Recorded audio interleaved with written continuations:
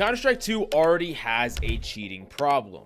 With the game releasing soon and the new upgraded and improved VAC, many people thought that the Counter-Strike cheating problem would be a lot less than it was back in CSGO. But with cheating already ramping up before launch, is Valve going to do anything about this cheating problem, or is CSGO going to be completely swarmed wall to wall with cheaters? But the truth is there's actually an even bigger problem that we have to discuss.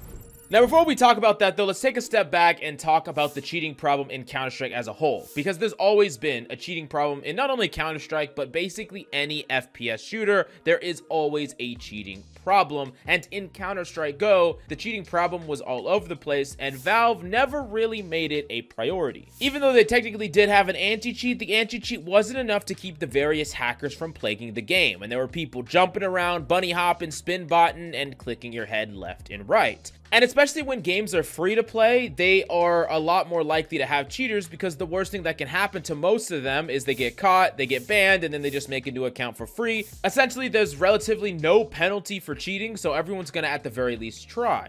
And in order to combat this, Counter-Strike had Prime, which was a paid version of CSGO that basically gave you better options, and it made it so cheaters would actually risk something if their account got banned, meaning that everyone got the paid so that they dodged the multitude of cheaters. But it also meant that if you didn't get the paid version, then you would just run into cheaters left, right, and center. Now, the thing is, though, even with this, people still cheated, and people got better and better at dealing or working around the anti-cheat, and there was still a cheating problem in CSGO. Although it wasn't the worst thing in the world, it was still there, and it was still frustrating to deal with. Now, this really actually drove interest, especially for those who wanted a more competitive experience, into a third-party multiplayer service like FACEIT, which actually had a root kernel anti-cheat, which means that instead of the anti-cheat starting when you launch the game, it starts when you boot your PC. This is very similar to the one that is instituted in Valorant, although Valorant still has a cheating problem, so it's obvious that a root kernel anti-cheat doesn't deal with all cheating, but it is a much better way to combat cheating.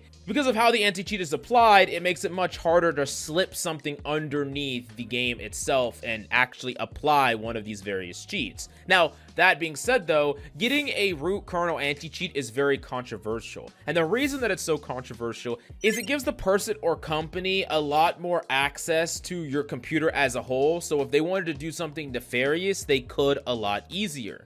This means that even though a root kernel anti-cheat is definitely more effective, a lot of people are just not willing to risk what it allows companies to access on their computer, and they just don't trust these companies outright. That being said, people generally trust Valve a bit more than Riot, considering Riot is backed by Tencent. But regardless, even though it does have some benefits, some people are just flat out not going to like this kind of system, and they just don't deem the benefits worth that level of risk. Now, that being said, there's a lot of people that say that Counter-Strike needs it if they want to deal with the cheating problem, especially with CS2 going to be a very big launch. There's going to be more cheaters than ever before, and you need an intrusive anti-cheat, a root kernel anti-cheat. And regardless of any of the other factors, it's something that is needed. And you're having people tweet out stating that they just think that it's necessary for the future of Counter-Strike, especially if you want Premier, the main ranked mode of Counter-Strike 2, to be the one that people actually play instead of some alternate type of ranked system, just like FACEIT was used before. Now, that being said, all hope is not lost even without a root kernel system, because the AI anti-cheat that Valve has been developing is said to only get stronger and better with time.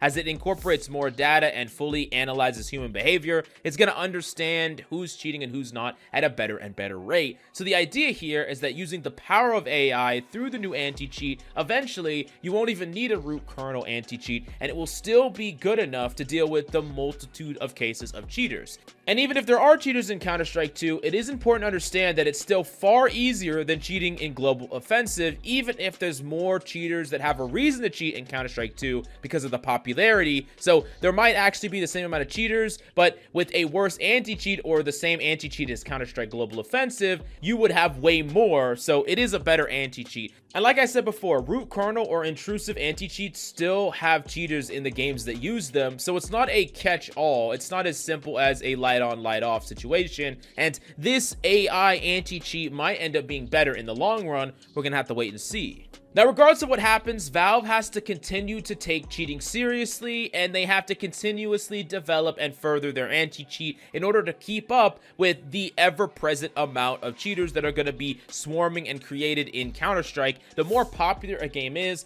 the more incentive people have to cheat in those because they can get an account really high, sell or boost or other things like that, and make money off of it. So it is literally a battle between people that are using cheating to gain something versus Valve trying to maintain competitive integrity, and this battle should never stop. It's going to be ongoing for as long as people care about Counter-Strike, which is going to be pretty much forever.